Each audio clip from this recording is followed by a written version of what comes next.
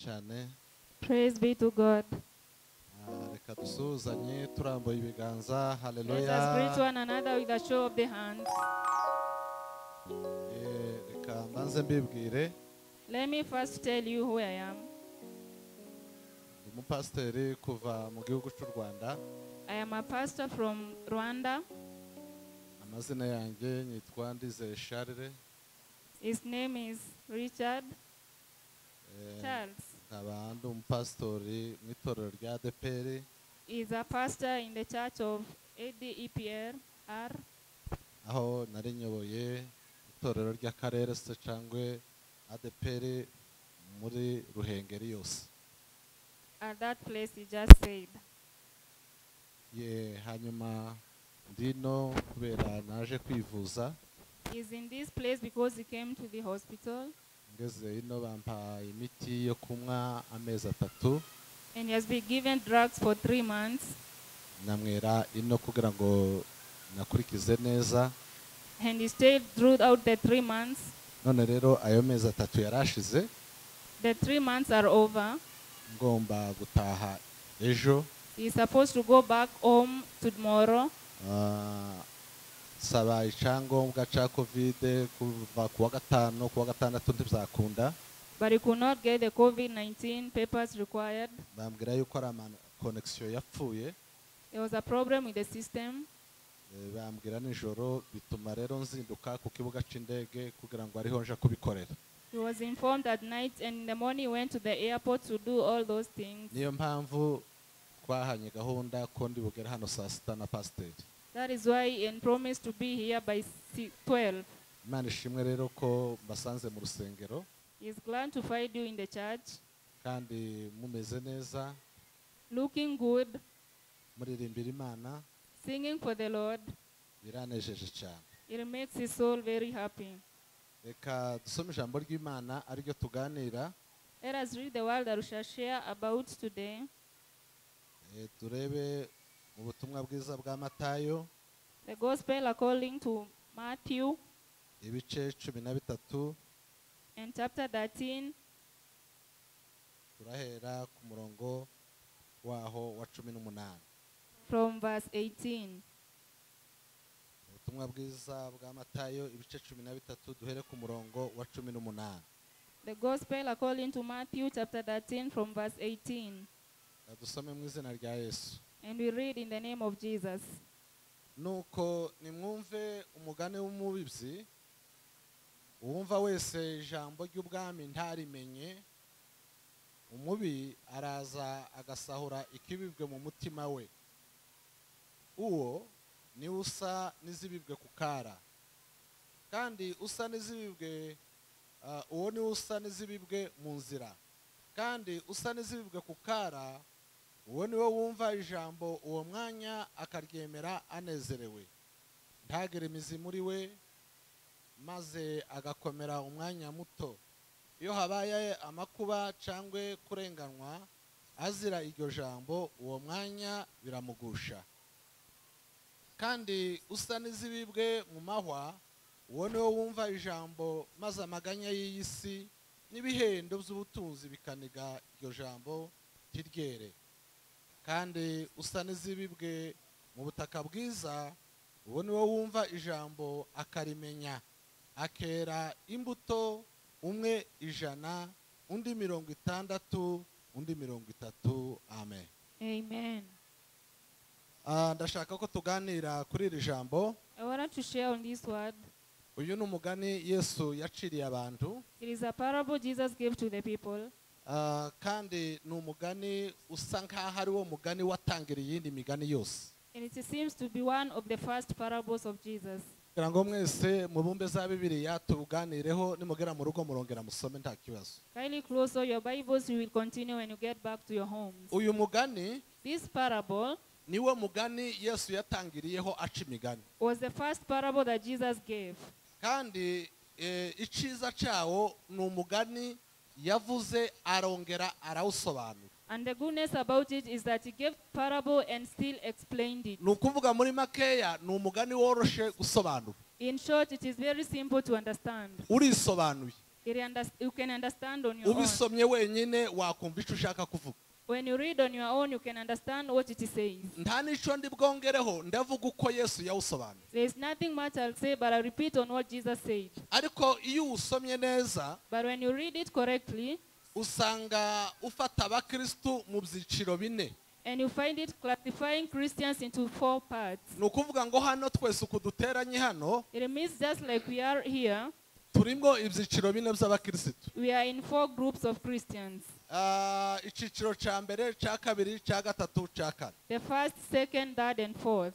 kandi And twese uko tungana gutya all of us as we are, nta muntu washobora kuvuga ngo iwe ntare muri iki cyiciro. there is no one who can say that I'm not in this group. cyakora ushobora kuboneka mu cyiciro cya mbere n'icya kabiri ariko wabonekamo. Maybe you can be found in the first or in the second group. kandi nanone And even though, muri uyu mugani in this parable, nta nubwo Yesu yakunze kuvuga abantu bari hanze cyane, yavuze abakristo. Jesus did not say the people outside, but he spoke about the Christians. niturangiza rero kuganiraho After speaking about it, therefore, tumaze kumenya ibyo bice byose ko ari bine, knowing all those 4 groups as they are, umuntu wese aravuga ngo ndi mu cya mbere, undi avuga ngo ndi mu cya kabiri, undi avuga mu cya gatatu, undi avuga ngo ndi mu cya kane. every person will be able to say, I'm in the first, the second, the third, or the fourth. cyakora jyewe But as for him, ntabwo nzi umuntu uwo ari we wese. he does not know any of us. umutima wawe niwo ukwemeza wenyine ukiha amanota. Only your heart will confirm to you, and you will give yourself marks. kandi mu gusoza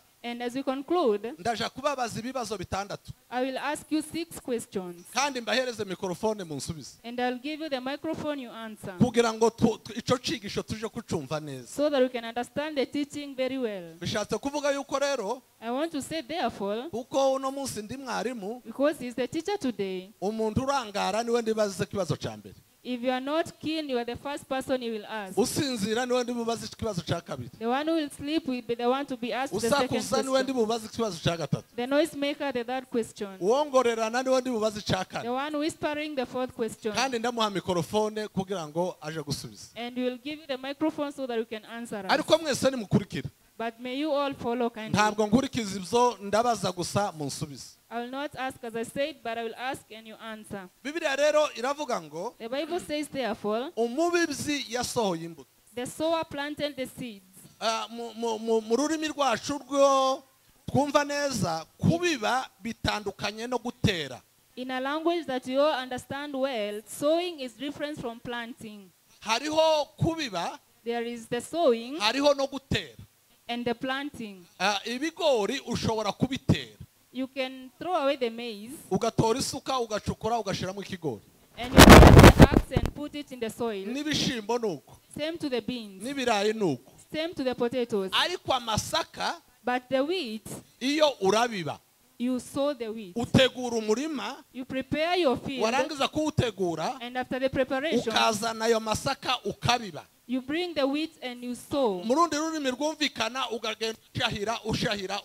In another language that you understand very well, it is that iyo planting. rero ugenda ushahira gusa, And when you just plant and plant, ntabwo ufite ubumenyi bwo kumenya aho urubuto rwose rwaguye. you don't have the knowledge to know where every seed fell. kandi ntabwo ari wowe urugena, ahubwo wowe icyo ukora gusa urashahira, imbuto zikishakira aho zigwa. And you are not the one who tells the seed where to fall, but the seed itself falls on its own. yesu rero aravuga ngo umubibyi yasohoye imbuto, Jesus therefore says the sower planted the seeds, hanyuma ngo arabiba.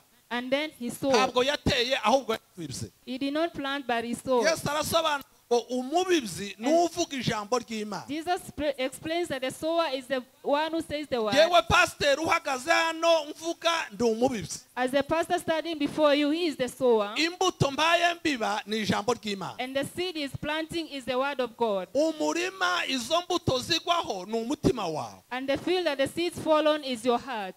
noneho rero urabizi ko yewe ndashobora kumenya umutima wawe, Therefore, you know that you cannot tell your heart, ariko izo mbuto ziragenda zigwa mu mitima yanyu. but the seeds will fall in its own heart.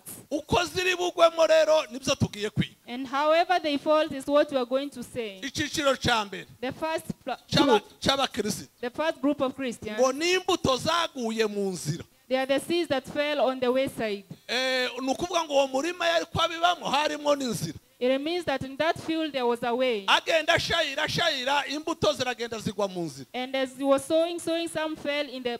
zirangije kugwa muri iyo nzira, After falling on the wayside, inyoni ngo zihita zihuta vuba zitoragura za mbuto zirazitwara. the birds came very fast and took away those seeds. Yesu asobanura uwo mugani neza cyane. Jesus explained that parable very well. arababwira ngo And he said to them, ngo ico ni iciciro ca mbere c'abakristo, this is the first group of Christians. ngo ni abantu bumva ijambo There ry'Imana, are people who hear the word of God, uje gusoma neza read keenly, ngo ntibarimenye, and they don't understand. bakaba baryumva They just hear it, ariko bakaba batarizi. but they don't know the word. ukagira ngo bararizi ariko batarizi. You think that they know the word, but in truth they don't know. naribajije, I asked myself, umuntu ashobora kuba umukirisitu how can you be a Christian kandi akumva ijambo ry'Imana and hear the word of God ariko ntarimenye? and yet not know it?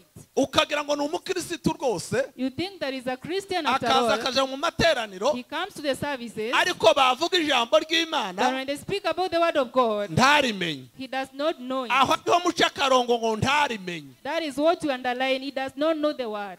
zatumye nkora ubushakashatsi muri Bibiliya, And he did researches in the Bible, nja gusanga umugabo umwe witwa Simoni w'umukonikoni. and he found one man called Simon the eunuch. uyu Simoni w'umukonikoni, Simon the magician. iyo bavuga ubukonikoni ni ubupfumu. When they speak about magician, it is like a yahoraga sorcerer. aragura He was like a sorcerer, ariko yaraguraga atari umukirisitu. but he was not a Christian. Petero ahanyuze And when Peter passed by him, abwirije ubutumwa bwiza, speaking about the good gospel, Simoni w'umukonikoni arakizwa. Simon the magician was saved. kandi amaze gukizwa, And after receiving salvation, azana n'ibyo bikoresho byiwe byose barabitwika. he bring all his operators and they burned him. yemera Yesu nk'umwami n'umukiza He we. accepted Jesus as the Savior and Christ, ariko but nubwo yamwemeye nk'umwami n'umukiza we, even though he accepted him as the Lord and Savior of his ntabwo life, yigeze amenya ijambo ry'Imana. he did not know the word of God.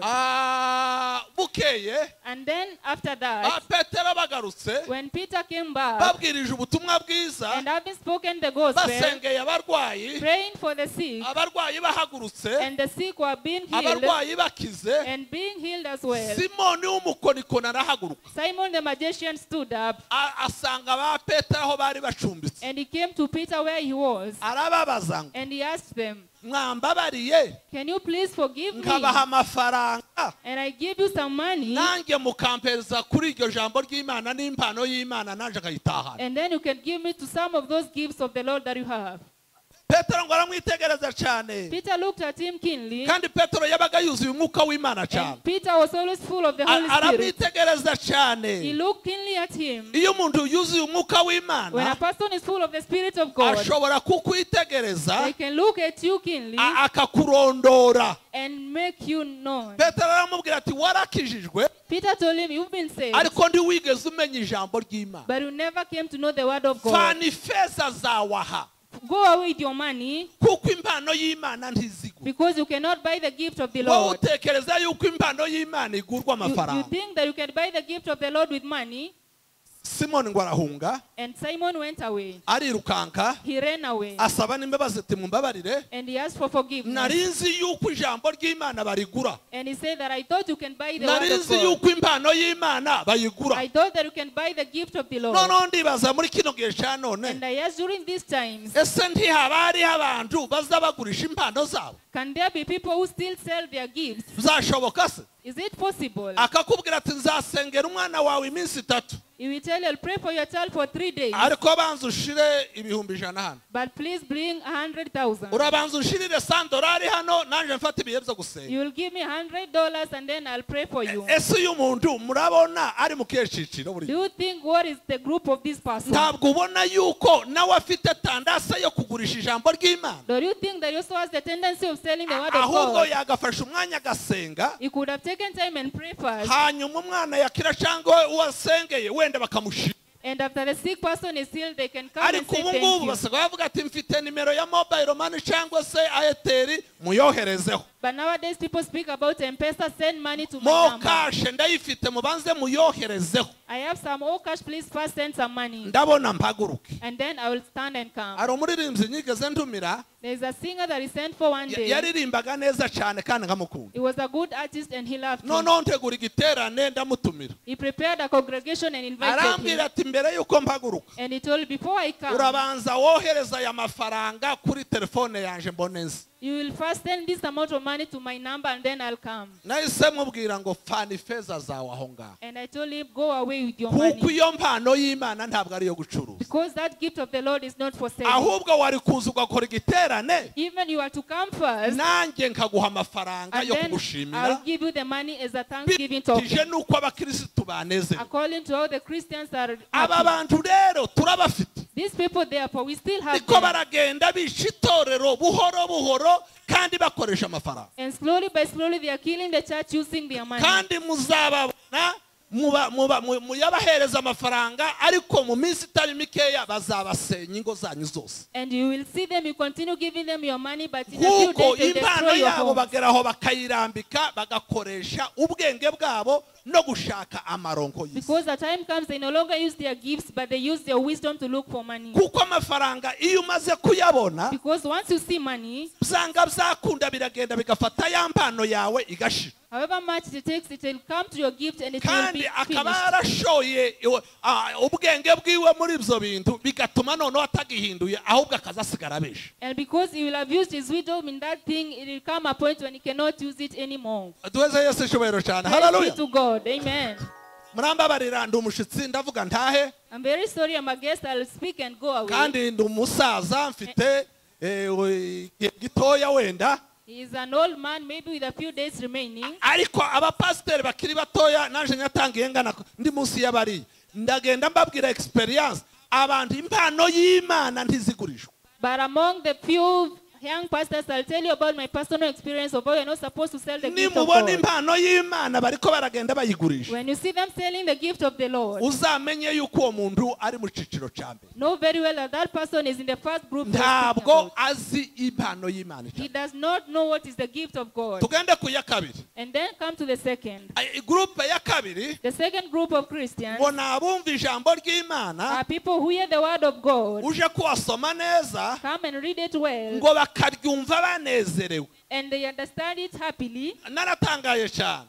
I was very much Iyi surprised. groupe irantangaza cyane. This group is very Ngo amazing. baza bumva ijambo ry'Imana bakanezera. They hear the word of God and they rejoice Bashobora about it. yewe no gutanga za haleluya nyinshi. They can give you very many hallelujahs. Hari n'abandi bashobora kwirukanga bagasohoka hanze bakazenguruka bakagera hano. Some even run outside and come back Hari running. n'abandi bashobora guhimbarwa rwose kandi si bibi simvuze ko ari bibi ariko ukabona baranezerewe rwose. Others express all kinds of emotions and you can tell they are very happy. Kandi nanjye nkunda itorero rinezera. And he also loves the church that rejoices in Nkunda the abasore word. baririmba neza. He loves boys that sing for the Lord. Nkunda abantu bahimbaza rwose bakirekura. And he loves people who praise the Lord Ariko freely. ijambo ry'Imana riravuze ngo But the word of God says that iyi groupe y'abantu ba kabiri this group of the second people nabumva ijambo ry'Imana banezerewe. are the people who hear the word Ngo ariko rejoicing. iyo habaye akantu gato, But when something small comes iyo about, bahuye n'amakuba, when they become with tribulation, iyo bahuye n'intambara iyo ari yo yose, or they come with any form of persecution, babisiga aho ngaho iby'umunezero bagasubira inyuma. they leave the rejoicing and go back to Mu everyone. yandi magambo, In other words, aba bantu ntibashaka ubatunga urutoki. these people do not want people to rebuke them. Aba bantu barashaka kugenda mu muhanda mwiza udafite ikinogo. They only walk on a straight path without any crookedness. Aba bantu ntibashaka ko bahura n'umuntu ushobora kubatonganya. They don't want to meet with any person who will accuse them. Nimba ari umudamu, If it is a woman, arashaka umugabo usa na marayika. she wants a husband who looks like an angel. Nimba ari umugabo, And if it's a man, arashaka umugore usa na marayika. he wants a wife who looks like an angel. Ariko abaye amutunze urutoki wagize nabi, But once he rebukes them that you are wrong, ngo ahita ahindukira agasubira they'll inyuma. turn back and go away. Iyo yarwaje umwana, And when a child becomes sick, ahita asubira inyuma. they come back. Iyo yahombye ubucuruzi, And when they make a loss in ahita business, asubira inyuma. they backslide. Mbese muri makeya, In few words, therefore, arashaka ngo agende mu ijoro ntawe umukozeho. They want to walk along the way without any arashaka kuba obstacle. umukristo udahura n'ibigeragezo They want to be a Christian without any tribulation. kandi ibigeragezo ari byo biza bikuza abakristo. And tribulations are what makes a Christian to grow. Muri Yakobo haravuga ngo In James it says that hahirwa umuntu wihanganira ibimugerageza blessed is the man who is patient ngo in his namara tribulation, kunesha niho azahabwa ikamba ry'ubugingo. because after victory he shall receive the crown Yesu of life. icyubahiro cyane. Praise be Hallelujah. to God. Hallelujah. Ntabwo rero waba ufite ubukristo butageragezwa ngo uvuge ngo uri umukristo. Therefore cannot have Christianity that is not tempted and Iyo be a ni Christian. gurupe ya kabiri. That is the second group of Christians. Bashaka kuba mu munezero iteka ryose. They want to rejoice forever, always. Nigeze nsoma igitabo cy'umugenzi One time he read the book of the Christian on a journey, sangamo umuntu wari muri iyi gurupe ya kabiri. and he found a man who was in this second group. Umugabo witwaga Nyamujirya Nino. He was a man called that way. Uyu Nyamujirya Nino ugenda agaruka, That man will come back severally. umuntu ugenda kandi akagaruka, A person who goes and comes back. yagereranywaga n'umukristo ugenda yihuta agasa kandi agasubira inyuma. He was compared to a Christian who walks faster and then comes back. Umukristo amaze kumwigisha amukumbuza ijuru aranezerwa cyane. And of the Christian and preached to him and made him miss heaven, Amaze kunezerwa, he became very happy. Nyamujirya Nino afata umwanzuro. And then that man made a decision. Arihana aravuga ati tugende. He repented and said, I will walk with Ariko you. ngo ahindukirana mukristo aramubaza ngo But he turned to the Christian and asked him, ibyo wambwiye ni ukuri? is it truth everything that you've told Mu me? ijuru abantu tuzanezerwa. Twirukanke iri juru tuzarigere mu vuba. Mukristo aramubwira atoya iyi nzira ni ukugenda twitonda buhoro buhoro kuko iraruhije cyane kandi ntabwo ari ukwirukanka ngo duhite tugerayo. Nyamujirya Nino aramubwira ati rero ibyo kugenda twitonda byose bishaka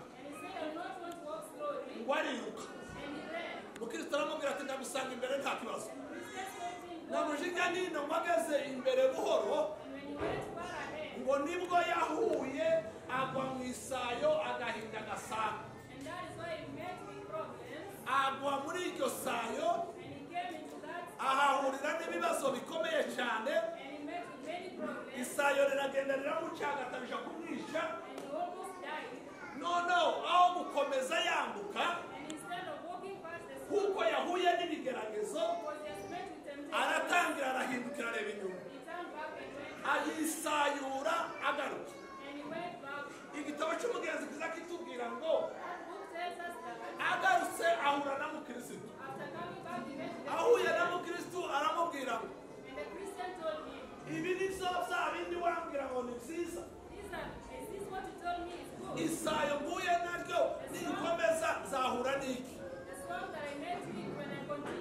ngo ahita ahindukira yisubirirayo, ariko mukristo we arakomeza aragenda. Na mukristo kandi iryo sayo yarinyuzemo ariko we yashoboye kuryambuka. Uyu rero Nyamujirya Nino ari muri gurupe ya kabiri. Iyo adahura n'iyo sayo aba yarakomeje akaja mu ijuru, ariko nk'uko yahuye n'isayo yisayo urasubirayo. Uyu nawe turamushyira rero muri gurupe ya kabiri kuko yumvishije agakiza anezerewe, ariko ahuye n'ibibazo ahita areka. Niba turi kumwe gutya twese, haleluya. Reka tugende kuri gurupe ya gatatu. Let's go to the third group. Gurupe ya gatatu The third group ngo ni abumva ijambo ry'Imana are people who hear the word of God, ariko ngo bakagushwa n'ibintu bibiri. but two things makes them fall. Icya mbere ngo kibagusha The first thing that makes them to fall ni amaganya y'iyi si, is the tribulations of this ngo world n'ubutunzi ibihendo bw'ubutunzi bw'iyi si. and the riches of this world. Amaganya y'iyi si. The tribulations of this world. Buriya Bibiliya ntabwo yemera yuko abakristo tugomba kuganya, The Bible does not accept ahubwo Christians izivuga ngo complain, ibyo dukeneye byose tubibwire Imana, but it says that everything that we want to should ibyo dukeneye byose tubiture Yesu. everything that we want, let it be. Ariko iyo wagiye mu maganya But when you start complaining, uba wagiye mu cyiciro cya gatatu. you have come to the third group of Ni Christians. ukuvuga ngo iyo waraye uganya It means that when you complain, nta nubwo you wasenga ngo uri bufashwe. cannot pray and God hears. Iyo waganya ngo bimera nk'amahwa aniga za mbuto. That time it becomes like talking to that soil. Iyo ufite amaganya When you are full of complaints, urirwanirira ku giti cyawe. you fight on your own behalf. Iyo ufite amaganya When you have complaints, uriganyira nyine ukifuza ibyo utashobora kugeraho. you desire for things that you cannot get. Yongera aravuga ngo kandi n'ubutunzi bw'iyi si. And he said the riches of this world, Ntabwo gutunga ari bibi, being rich is not bad, ahubwo iyo umutima wawe wawushize ku butunzi ukibagirwa Imana. but when you put your heart into the world and you forget about Icyo God, gihe iyo wirundumuriye mu gushaka cyane cyane ubutunzi bw'iyi si, that time when you find the riches so much, hari igihe ayo mahwa agenda akaniga za mbuto. there are times that those things will kill that seed. Aba rero bari muri gurupe ya gatatu. These therefore are in the third group. Ni abantu babeshejweho bumva ijambo ry'Imana ariko amaganya y'isi, They are people who live by the complaints of the world, kandi bagakurwa cyane n'ikintu cy'amafaranga cyane, and they love money so much. bagakorera They work, ariko umwanya w'Imana ukaba mutoya, uw'amafaranga akaba ari uwa mwinshi. they work for God, but the time for God is fewer than the time for money. Uyu kandi nawe dushobora kumusanga muri Bibiliya. This person is also in the Bible. Tubahereze urugero rw'umuntu witwa Balamu. And I'll give you an example of a person called Balaam. Balamu burya yari mu ciciro cya gatatu. Balaam is in the third group of Christians. Balamu yari afite impano ngo yo gutanga umugisha no kuvuma. Balaam made a gift of cursing and blessing. Bukeye umwami witwa Baraki amutumira kuja kuvuma Abisiraheli. And one time a king called Balak invited him to come and curse the Israelites. Uzasome neza, Bibiliya iravuga ngo Balamu aja gusaba Imana. You read very carefully that Balaam went and sought the Lord. Imana iramubwira ngo ntuje kubavuma kuko n'ubwoko bwanjye. And God told him, do not curse them because they are my people. Ariko umwami amuhereza amafaranga. But the king gave him some money. Amuhaye amafaranga, After giving him some money, aja kuvuma ubwoko bw'Imana. he came to curse the people of Israel. Amafaranga Money atuma Balamu ahemuka. made Balaam to... Bibiliya ivuga ngo kugeza igihe ipunda yari ariho agenda kuvuma iravuga kandi ivuga ururimi yumva. The Bible says that if a time came on the donkey that he was riding Ariko on kubera amafaranga agenda inshuro zirenga enye aja kuvuma ubwo bwoko kandi Imana imugarura. But because of money, he went for more than 4 times, but the Lord brought him back. Kugeza igihe Balamu ngo yarashe yifuza gupfa nk'abakiranutsi. Until a time came when Balaam wanted to die like a Aravuga righteous ngo man. icyampa ngapfa nk'uko abakiranutsi bapfa. And he said, if only I can die like a righteous Kandi man. nubwo yabyifujije ntabwo yapfuye nk'abakiranutsi, yapfuye nabi. But even though he decided that, he never died as a righteous man. Kuko amaganya y'iyi si yari yaragiye atwara umutima wiwe. Because the complaints of this world and taken his heart. Abo rero ni gurupe ya gatatu. This therefore is the third group. Reka ngusubiriremo. Let me repeat, Taja kuguhereza ikizamini kikakunanira. so they'll not give you an exam and you'll fail. Gurupe ya mbere The first group ni abumva ijambo ry'Imana ntibarimenye. are people who hear the word of God but they do not know the word. Gurupe ya kabiri The second group ni abumva ijambo ry'Imana banezerewe ariko bahura n'ibigeragezo bakagwa. are people who hear the word of God rejoicing, but when they meet with persecution, they turn back. Gurupe ya gatatu And the third group ni abumva ijambo ry'Imana ariko amaganya y'iyi si akagenda akarikuramo. are people who hear the word of God, but the deceit of this world chokes the word. Gurupe ya kane rero And the fourth group, ngo therefore, niba abandi bumva ijambo ry'Imana are the people who hear the word of God bakarimenya. and understands it.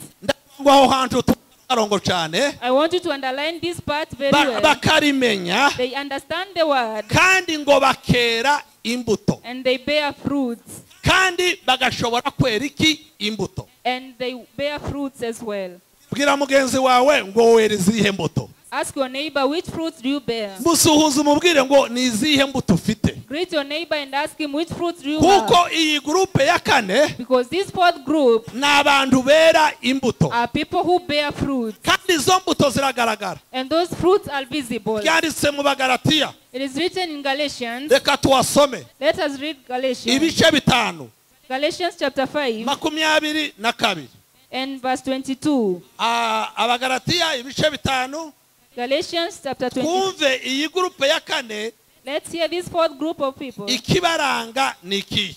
What manifests these people? Ibice bitanu Galatians 5 n'umurongo and verses 22. turahera ku murongo wa 22. From verse 22. Kandi nagira ngo tuzibare. And I want us to count. Tuzibare turebe izo mbuto ni zingahe. Let us count these fruits of the Spirit. Haravuga ngo It says that ariko rero imbuto z'umwuka niki n'urukundo. it Iyo is ni iya love. mbere. This is the first gift. Muje Fruit. kumfasha. Iyo ni iya mbere. Iya This is kabiri And the second, ni ibyishimo. it is joy. Amahoro ni yakangahe? And peace is the third. Kwihangana ni yakangahe? Long suffering is the fourth. Kugira neza ni yakangahe? Gentleness is the fifth. Ingeso nziza ni yakangahe? Goodness is the sixth. Gukiranuka ni yakangahe? Faith is the seventh. Kugwa neza ni yakangahe? Meekness the eighth. Ngo no kwirinda And temperance the ninth. ni yakangahe iyo? The ninth. Ni imbuto icenda. There are 9 fruits. Ariko kari imbuto kari icenda, But now that there are 9 fruits, avuga mwimwe gusa. I'll speak only about one. Izindi ni ingaruka nazo nzazivuga. Others, when I come back, I'll tell you about Ndavuga them. iriya ya mbere gusa. I'll speak only about the first Iriya ya fruit, mbere yavuze ngo ni urukundo. which is love. Nimba rero ufite urukundo, If you have love within you, uri mu ciciro cya kane. you are in the fourth group. Ariko nimba udafite urukundo, But if you don't have love, ishakire muri biriya byiciro kare bitatu. find a group for yourself in the remaining 3. Uhite wishira mu cya mbere, cya kabiri, cya gatatu. Either the first, second, or the third. Kuko Because nimba udafite iriya ya mbere y'urukundo, izindi umunani ntazo if wagira. you don't have the first fruit, which is love, you don't have the rest. Itangira ni urukundo. The first one is love. Ngiye rero gusobanura urukundo ni iki. Therefore, I'm going to explain what love is. Umuntu asano yavuga ati rwose naje ndarugira. Every person can say, I have love. Umuntu umubwiye ngo wanga runaka yaguhakanira rwose akavuga ati ndawo mwanga. And if I tell you it's so and so, you reject that. Nta muntu watwara twumva avuga ngo ngewe singira urukundo. No person says that I don't have love. Ariko noneho ngiye gusobanura urukundo. But therefore, I'm going to explain love. Ndarusobanura ku ijambo rimwe, I'll explain it in one word. nyuma ya saa sita ndasobanura ku rindi rya kabiri. And then when I come back the second. Urukundo Love, turarusanga mu gitabo cya Matayo, you find it in the book of Matthew, ibice birindwi umurongo waho wa 12. chapter 7 and verse 12. Ibice birindwi umurongo waho wa 12. Matayo. Matthew 7:12. Aho ngaho niho hasobanura urukundo. Therefore, you understand love Kandi explained. niho ndi burangiriza aha tuje muri bya bibazo. And we are going to conclude, then ask the question. Aravuga ngo It says that nuko ibyo mushaka ko abantu babagirira byose muba ariko mubagirira namwe kuko ayo ariyo mategeko n'ibyayishuwe. Amen. Amen. Amen. Ndagira ngo dusobanukirwe n'urukundo. I want us to understand love. Uno mukana mu ndebe. And then look at me.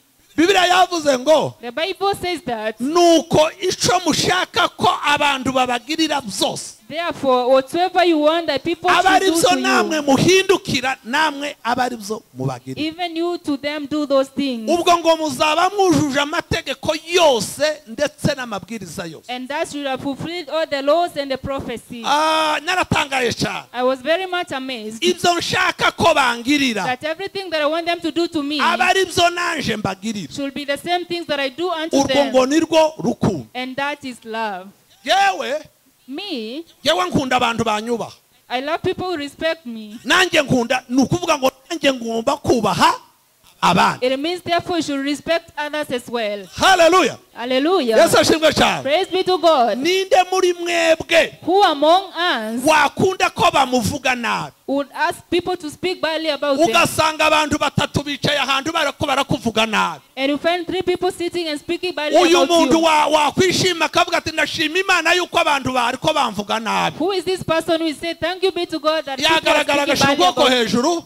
Raise up your hands if you are among Uyu us. muntu yagaragara agashira ukuboko hejuru. Can such a person raise up their hands? Nimba rero udashaka ko abantu bakuvuga nabi, Therefore, you don't want people to speak badly about nawe you, ntukwiriye kuvuga abandi nabi. so that you should not do unto them. Ico gihe nico gihe uzaba ugaragaje ko ufite urukundo. That is the time you show that you have love. Ninde wakwifuza ko umukobwa wiwe bamukora?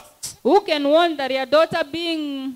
Agashima Imana ati umukobwa wanje yarakowe abandi baraza baramucuragurira baramukorana. And they thank God that my daughter was about to be married, but another family came and took her away. Hari uwabura aha ngaha Is there such a person among nimba us? rero udashaka ko umukobwa wawe bamukoranuza nawe ntugomba gukoranuza If abandi. you don't want that to happen to your daughter, don't do it to another person's daughter. Yesu ashimwe cyane. Amen. Hallelujah. Hallelujah. Yesu ashimwe cyane. Praise be to God. Ninde muntu wakwifuza yuko baroga umwana we? Which person would desire that they bewitch their nimba child? rero utifuza ko baroga umwana wawe nawe ntugomba kuroga abandi. If you not desire that they bewitch your child, do not bewitch the children of others. Urwo ni rwo rukundo. That is love. ni ukuvuga ngo uterura ibintu byose ukunda It means that you take everything that you love akaba ari byo ukorera abandi. and then you do them unto others. Hallelujah. Hallelujah. Yesu Yesu cyubahiro Praise be cyane. to Jesus. Urwo ni rwo rukundo. That is love.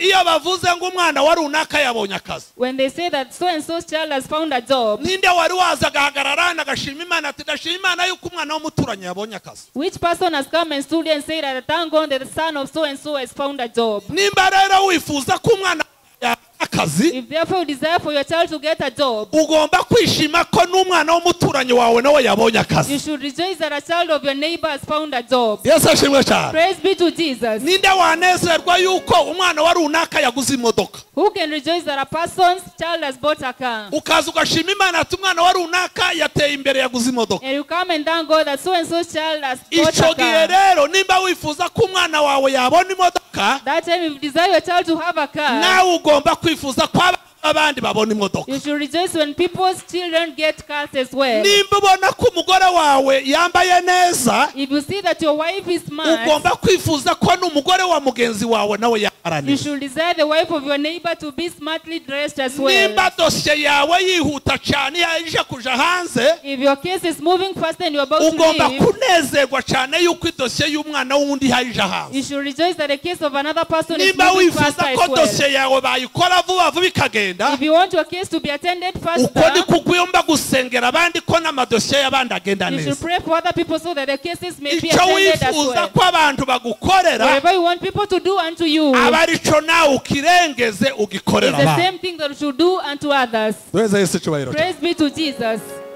Hallelujah. Hallelujah. Yesu ashimwe cyane. Praise be to Jesus. Aba bantu rero These people therefore bari muri groupe ya kane. are in the fourth group. Ni abantu bagira urukundo. They are people that are full of Ni love. abantu batavuga abandi. People that don't speak about Ni abantu others. batabeshera abandi. People that don't lie about others. Bibiri iravuga ngo The Bible says that iyo usomye muri Zaburi igice cya mbere in Psalms chapter 1, haravuga ngo hahirwa umuntu udakurikiza imigambi y'ababi blessed is the person who does not walk in the path of the wicked, kandi ntahagararane n'abagizi ba nabi nor stand with the kandi wicked, ntiyicarane n'abakobanyi. nor sit with scorners. Ubundi ni ibintu bitatu. There are three things. Buriya yavuze ibintu bitatu: The Bible says three things: kugendana, walking guhagarara, and standing with kwicarana. and sitting with. Umuntu utagendana n'ababi A person does not walk in the path kandi of the umuntu godly, udahagararana n'ababi nor stand in the way of sinners, kandi umuntu uticarana n'ababi. nor sit with the Ni scornful. ukuvuga ngo tuza ducumura mu buryo butatu. It says that you sin in three ways. Tuza ducumura iyo tugenda, You sin when you walk. mukagenda muri batatu mugenda mucumura, You walk as three people and sinning. mugafata umuntu mukamuvuga, mugafata amasaha abiri mugenda mumuvuga gusa. You take two persons and speaking about another Kandi iyo person, mutagenda mumuvuga, and you don't walk gossiping. ukaja gusura bagenzi bawe masohoka bagwerekeza mugahagarara. You visit your neighbors and they escort you and you Ya stand saa on yo the way. guhagarara hanze ikaba iyo kuvuga abandi And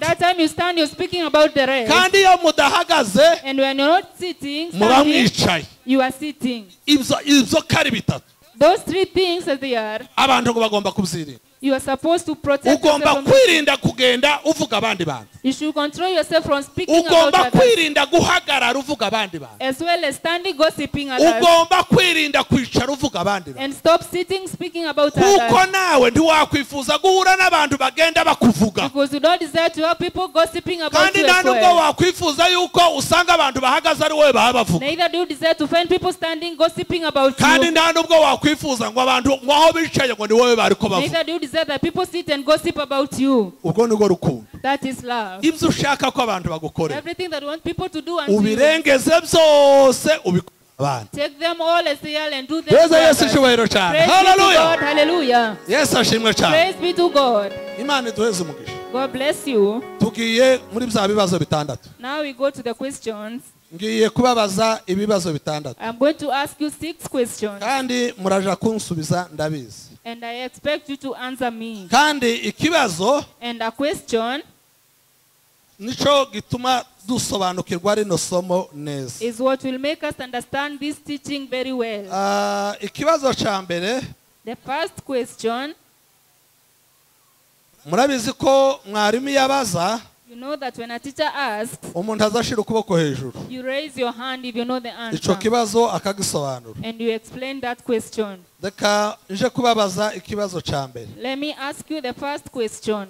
Ikibazo ca mbere kiravuga ngo The first question asks this: umukristo, a Christian, mucumve neza, understand keenly, umukristo wabatijwe, a Christian that has been baptized, yarabatijwe kandi azi gusoma no kwandika, and knows how to read and write. yarize wenda. He has studied. Ubwo ntabwo mvuze abakecuru batize n'abasaza, Therefore, not speaking about the old women and men who ariko ni never learned. umukristo wabatijwe ariko wize gusoma no kwandika, But a Christian who was baptized and knows how to read and rwose write. azi gusoma no kwandika. He can read and write. Ikibazo ni iki ngiki. This is the question. Ariko uyu mukristo But this Christian ntagire Bibiliya. has no Bible. Uyu mukristo This Christian azi gusoma no kwandika knows how to read and write, ariko ntagira Bibiliya. but has no Bible. Muranyumva neza? Are we together? Ikibazo ni This is the question. ari mu kihe ciciro? In which group is this Christian? Uyu mukristo ari mu kihe ciciro? In which group is such a Christian? Muzane mikrofone hano. Bring a microphone kindly. Uratubwira atari mu cambere cyangwa cya kabiri kandi usobanura impamvu akirimo. You tell me the group and explain why he's in that group. Ari washize ukuboko hejuru. Umukristo azi gusoma no kwandika ariko ntagira Bibiliya. A Christian can read and write, but they have Ese uyu no muntu Bible. twamushira mu kihe ciciro? In which group can we classify such a Christian? Ngaho dusobanurire. Urakoze cyane. Thank you very much. Twese ni gutanga ibitekerezo ko tubyumva. Wowe utanga icawe. We are all giving our opinions and we understand. Icanje ko numva uyu muntu twamushyira mu cyiciro cya mbere. According to him, such a Christian is in the first class. Kubera iki? Why? Impamvu mbivuga ko tugomba kumushyira mu cyiciro cya mbere. The reason he classifies Kuko him mu in the cyiciro first, cya mbere ni umuntu wakijijwe. is because in this group a person is saved, Ariko ntabimenye ku rugero. Yumva ijambo ry'Imana ariko ntarimenye. Ariko ntarimenye ku rugero. an example, Umuntu niba asaba amafaranga mbere yo kugira ngo asengere umuntu. if you ask for money before you pray for a person, Ubwo n'uburyo utarabimenye niyo mpamvu nicyo nshingiyeho. this is what he is basing on. Urakoze cyane. Aravuze ati Thank ari you. mu ciciro ca mbere uko yasobanuye mwabyumvise. He Undi explained that wasobanura. he's in the Mwe first murabona group. uyu mukristo ntagira Bibiliya, ntagira Bibiliya. Ari mu kihe ciciro? In which group is this Christian? Ariko azi gusoma no kwandika, ntabwo ari umukecuru, ntabwo ari umusaza. He knows how to read and write. Is not an old man or Ntazasoma woman. Bibiliya, ngaho muhereze. Ntayigira, ntazarayisoma. He has it or does not read it. Murakoze cyane. Eh. Nk'uko umugenzi wanjye yarabivuze, uwo mukristo ari mu cyiciro cya mbere. Ari mu cambere. Yego. Yeah. Impamvu ari mu cyiciro cya mbere Aha. nuko abari mu cyiciro cya mbere ni abantu bumva ijambo ry'Imana Aha. mu materaniro cyangwa hariho hose, ariko bataha kubera ko rya jambo ry'Imana ritinjiye mu mutima. Yego. Batagiye mu rugo bagume barimediteho. Hakaza maovu. Akaza karitwara. Yego. Yamara kuritwara bagasigara bari empty. Niyo mpamvu batazasoma ijambo ry'Imana. Yego. According to us, such a Christian is also in the first group because there are people. Mwese tumushize mu ciciro ca mbere. We all put that person in the first. Ntirengagije kandi nta n'ikibazo mfite. Ushobora kubona umunsi utazanya Bibiliya ariko wari uyisanganwa. Abafite Bibiliya gutya mugera gutya ndebe. It is possible that you have a Bible but you never brought it today. If you have viewers, raise it up.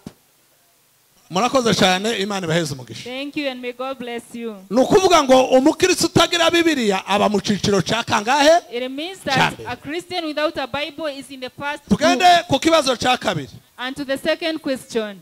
Ikibazo ca kabiri kiravuga ngo It says that umukristo ugera mu rusengero a Christian who comes to the church agahita asinzira and then sleeps.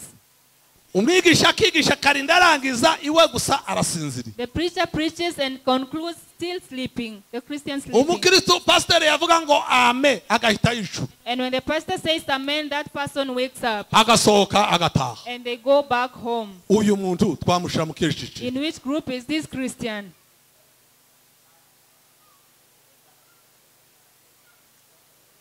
Umukristo usinzira amateraniro yewe bapfa guhaguruka kubwiriza agaba A yasinzira. Christian who sleeps as soon as the preacher stands to preach. Ari mu kirishishiro? In which group is this Christian? Nawe tumushira mu shambere? Do you agree that you put him in the first as well? Nimudusubize rwose haguruka. Kindly answer, standing. Ari mu cyambere. Ari mu cyambere. Kubera yuko yarakijijwe ariko kuko atumva ijambo ry'Imana ntaryagira muri we. Yego. Rero ari muri cya cyiciro cya mbere cy'abantu bakijijwe ariko batafite ijambo ry'Imana. Kuko arataha nta kintu wagize gute?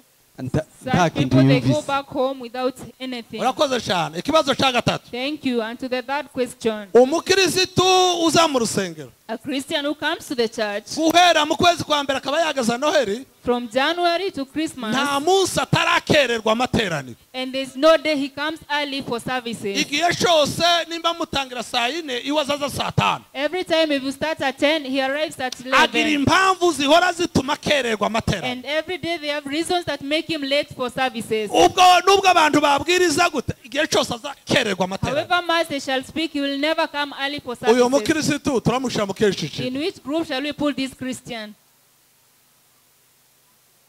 Nimwongorerane mumushiremo nta. Whisper to your neighbors and tell us. Jewe ndabemereye rwose mu diskite aho ngaho muvugana ate wowe urabona ari mu kirishiki. I've given you permission to discuss with Uyu him. mukristo uzukererwa amateraniro ngaho muri kumva ngani muganire babiri muvuge ngo muramubona twamushira mu kirishiki. Iwe igihe cyose ahora kererwa. Discuss with your neighbor and tell us where to put this Christian who comes late for services every day. Nimunsubize rero. Now give the answer. Ahora kererwa mu materaniro. He is late always. Nubwo wakora iki igihe cyose ahora kererwa mu materaniro. However much you speak to this person, he'll never come late. Mwasanze twamushize mu kirishiki. In which group have you put this Christian? Kuganira birarangiye. End of discussion. Mundebe hano mwese. Now look at the preacher. Nawe tumushira mu cyambere cyangwa cya kabiri. In which group, first or second? Noneho abantu benshi baba mu ciciro ca. Meaning that many people in the first group. Ahora kererwa. He is ever late. Yewe kuramye ntabyo azi. He does not know to worship. Igihe cyose akunda kuza mwigisha agiye gutangira. Every time he comes when the preacher is about to stand. Uwo nguwo twamushize hehe? That Christian is in the first group. Nawe ari mu cyambere. Murakoze cyane. Thank you. Ikindi kibazo. The fourth question. Umukristo ugera mu materaniro. A Christian who comes to the service Agahita afungura telefone akaja kuri WhatsApp. and then opens his phone to WhatsApp. Akohereza ama WhatsApp, agasoma ama WhatsApp, akohereza za message, akazohereza rwose kandi ntacyo wakora kugira ngo areke. Igihe cyose apfa kugera mu rusengero akaba yafunguye WhatsApp. Opens WhatsApp chat in church. Uyu nguyu ari mu kirishiki. In which group is this person? Nawe ari mu cyambere. He is also in the first group. Abantu bose turabashira mu cyambere. Meaning that all people in the first group. Ahora kuri WhatsApp. He is ever on WhatsApp chat. Uyu WhatsApp arasa n'uwongorerana. This is the same as a person who whispers. Arasa n'umuntu wiyaranja amateraniro ntiyarangira adasohotse hanze. A person who never concludes services without going outside. Agomba kwiyaranja agasohoka hanze. Whatever comes, he must walk outside. Iyo yicaranye n'abantu ababuza uburyo abongorera. And when he sits with people, he makes them uncomfortable, whispering now Nawe reka and then. tumushire mu ciciro ca mbere. He is also in the first group. Icya kabiri reka turebe ikindi kibazo. And another question. Ananiya na Safira Ananias and Sapphira bari mu kihe ciciro? were in which group of Christians? Ananiya na Safira bagiye kugurisha umurima wabo baragaruka. And Sapphira sold their field and came back. Ariko bageze mu nzira ayo bari gutanga mu rusengero barayagabanya ntibayatanga, bageze mu rusengero barapfa. But on the way they put a share of the field's money away. And Ananiya na Safira twabashira mu kihe ciciro? in which group can we put Ananias and Sapphira? Dusubize ari mu kihe ciciro? Kindly answer. nje mvuga ko ari icya kabiri. dusobanurira uhagaze. Abakristo bumva ijambo ry'Imana ariko bahura n'ibibazo bakagwa bakabivamo. Yego. According to Shaka, is in the second group. Bahuye n'ikigeragezo cy'amafaranga cyo gushaka kwikura. Ishara. Mubona mwese ari shaka kabiri? Do you agree? It's the second group. Wowe isho n'igitekerezo cyawe. It is your opinion. Another person. Uriya dusubize. Ari mu kiciro cya Ananiya na Safira ba mu kiciro. Ananias and Sapphira in which group? Yembona ko ari icya gatatu. The third, according to him. Ananiya na Safira bazanye ibintu byabo. Ariko kubera ibihendo by'isi. Ibihendo by'isi. Ijambo ryari bibavamo. Bona ko ari icya gatatu. Kubera ibihendo n'ubutunzi bw'iki? Urakoze cyane. Because the riches of this world. Naho mu karoti iwe ba mu kiciro. And the wife of Lot, in which class is she? Mu karoti, ayihaguruka utubwire nyine. Mu karoti iwe twamushira mu kiciro. Where can we put the wife of Lot? Why? Numva twamushira mu cya kabiri. Mu cya kabiri kubera iki? Why the second? Kubera ko yari atumbiriye yagiye ahura n'ikigerageza asubira inyuma. Yahuye n'ikigerageza ahita asubira inyuma. She met with a problem and she backslid. Ari n'umuntu wafata akabica kabiri n'icaga. Ariko ibyo uvuze ari mu cya kabiri ariko ashobora no gufata n'icya gatatu kuko nawe yarebye ubutunzi bwasigaye inyuma. She can be in the third because she looked into the wealth of this world. Reka noneho mbabaze icyanyuma. And now the last question. Reka mbabaze icyanyuma hanyuma ask the last question, then we shall pray. Umukristo ubayeho. A Christian who lives kandi azakora and works. Azagerageza gucuruza utuntu duke duke. She does small business. Cyangwa ibikomeye. Or great. Yibeshejeho. And in all way he has a lifestyle. Ariko agahera mu kwezi kwa mbere akageza mu kwezi kwa 12 ataratanga icacumi. But from January to December they don't tithe at all. Uyu mukristo turamushira mu kiciro. Where shall we put this Christian? Nimwongorerane. Whisper once again. Mwongorerane mukibwirane. Whisper to your neighbor. Murabona yaba mu kiciro. In which group is this person? Aha. Uriya mubyeyi. Muheza mikrofone. Azacuruza agira entrée ariko ntatanga icacumi. Every day he is working but he never tithes at all. Jewe ndumva yoba mu cya gatatu. Yaba mu cya gatatu. Kuko azakora karonka ariko amaganya y'isi akabikurura. Abona inyungu ariko amaganya y'isi akagira ate akaba menshi bigatuma arya niki n'icima. This person makes gains but because of the deceit and the world he eats the tithe. Murakoze cyane. Twese tumushira mu cya gatatu. Should we put him in a third group? Bajuri aba mu cya kangahe? Waba mu byiciro byose. Twumve. Jewe navuga ko ari mu cyambere kubera ko icyambere mbese ntabwo amaganya yo kubuza gutanga iki cyacumi. Ni kubera gusa ko uri umupagani nta jambo ry'Imana uzi ntaryo wamenye. Mbese ntasobanuka ijambo ry'Imana. Such person does not know the word. He is in the first group. Ngo ari muri byose, ngo ari no mu cya kabiri. According to him, he is in all groups. Iyo yanezerewe azagitanga. Ariko yahura n'ibigeregezo ntagira gute? Tagitanga. But in tribulations they don't tithe. Icya gatatu amaganya y'isi. Yabari imibari abantu yabara amadepa fite akabona bidashoboka. Nashaka kirya. No agiye mu cya kangahe ubwo? Also the complaints of this world can make him not give the tithe. Nukuvuga ngo umukristo udatanga icacumi ari mu cyambere n'icya kabiri. Meaning a Christian who does not tithe is in the first, the second, and the third groups. There's another question he asked, a place where he congregated once. Let me see if you think same. It is the last once again. A Christian who a Christian who makes people lose their peace. A Christian who hates others. A Christian full of jealousy. Umukristo udakunda kundi muntu yatera imbere. A Christian who does not rejoice when another person is blessed. Umukristo uhorana amagambo yo kuvuga abandi agenda bateranya. A person who is always gossiping about others.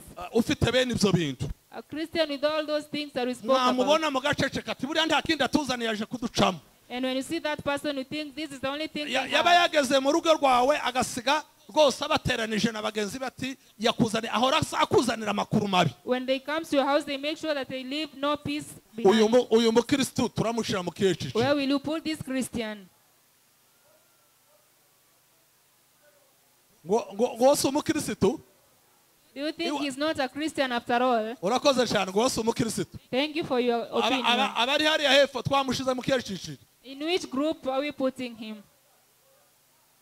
Urakoze cyane. Thank you. Igisubizo nakibonye. I found my answer. Aho mperuka barambwiye ngo ni umukozi wa shetani ntabwo ari umukristo. Where yes the question they say that is a servant of the devil and not God. Kuko iwe ngo ntari mu byiciro bine iwe ngo ni umukozi wa shetani. Is a servant of the devil. Tugiye kurangiza rero kino cigisho gutya. We are going to conclude this teaching as follows. Uyu mwaka ushize last year twarize we learned, twarakoze, we worked, tugomba kwimuka. We are supposed to move. Umunyeshuri a good student azarangiza uwa mbere akimuka. Concludes the first and moves to the second. From the second to the third. Turashaka twese. We also want that all of us kwimukira mu mwaka wa kane. To move to the next year. Aho umuntu wese yera imbuto z'umwuka. Where every person bears fruits of the Spirit. Duhereze Yesu amashyi cyane. Praise be to God. Clap for Jesus. Bwira mugenzi wawe mwicaranye ngo. Tell the neighbor that you're sitting with. Ngo ndashaka kwimukira mu wa kane. That I want to move into the fourth. Musuhuze ndumutinye rwose. Greet him, do not fear him. Umubwire ngo yewe umuramutse gutya wishira uvuga ngo yewe ndashaka kwimukira mu wa kane. That I want to move to the fourth. Urongera kandi umubwire ndumurekure. Do not leave his hand. Umubwire kandi ngo tell him once again that dukongere kumbarira mu ciciro cya gatatu cya kabiri icambere. Do not count me the first, second or that group once more. Kuko guhera none because starting today ndimutse ngiye mu ciciro cya I am moving to the fourth group. Hallelujah. Paul yaravuze ngo nshobozwa byose na Kristo mpimbara. And Paul said that we do them all through Christ. Nshobozwa byose na Kristo mpimbara. Abashaka kwimuka mu ciciro cya kane. Every person who wants to move to the fourth group, raise up your hand. Muzamuke dusenga Imana. Stand up as we pray to God. Muhaguruke dusenga Imana. Stand up, we pray to God. Amen. Humiriza dusenga Imana. Stand up so that you can pray. Humiriza dusenga Imana. Close your eyes so that you can pray. Fata mu mutima wawe ubwira ngo mutima wanjye ndashaka kwimuka mu ciciro cya kane. Tell your heart, hold your heart and say that I want to move. Mutima wanjye ndashaka kwimuka. I want to move. Ndashaka kwimuka. I want to move. Senga. Pray. Sisengere wenyine. Pray for yourself. Sisengere wenyine. Pray for yourself. Uvuge ngo mutima wanjye and say my heart ndashaka kwimuka. I want to move. Uhereye none starting from today ngiye kwimuka mu ciciro cya kane. I am going to move to the fourth group. Ngiye kubarirwa mu ciciro cya kane. I'm going to be counted in the fourth group. Aho nzera imbuto z'umwuka. Where I shall bear fruits of the Spirit. Aho nzagira urukundo. Where I shall be full of love. Aho nzagira ibyishimo. Where I shall have joy. Aho nzagira amahoro. Where I shall have peace. Aho nzagira kwirinda. Where I shall have temperance. Aho nzagira gukiranuka. Shall have righteousness. Kandi ubwira umutima wawe and tell your heart ngo nshobozwa byose na Kristo mbimbara. that I'm able to do all things through Christ who strengthens me. Mwami Imana yacu turagushimiye mu izina rya Yesu Kristo. Muri aka kanya dutekereje ku ijambo ryawe.